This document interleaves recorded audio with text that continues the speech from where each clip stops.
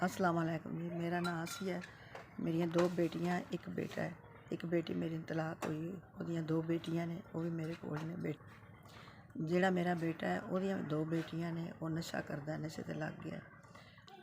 मैं लोकां दा कम करके मजदूरी करके चार धियां पाल रही हाँ। महंगाई के दौर च गुजारा करना बहुत मुश्किल है।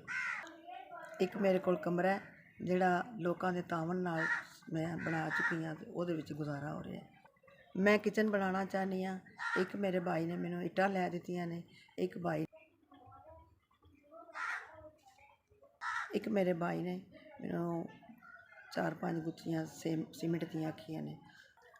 छत जेड़ा है वह 20,000 ते 700 का होंदा है। कोशिश कर रही हैं लेकिन नहीं हो रहा मेरे को।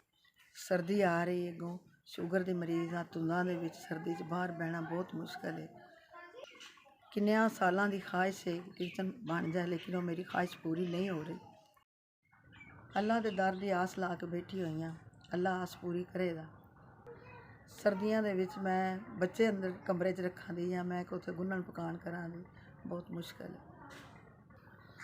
अगर 20,700 रुपया मैंने मिल जाए, छत पै जाए, तो मैं दुआ तो इलावा की कर सकनी हाँ।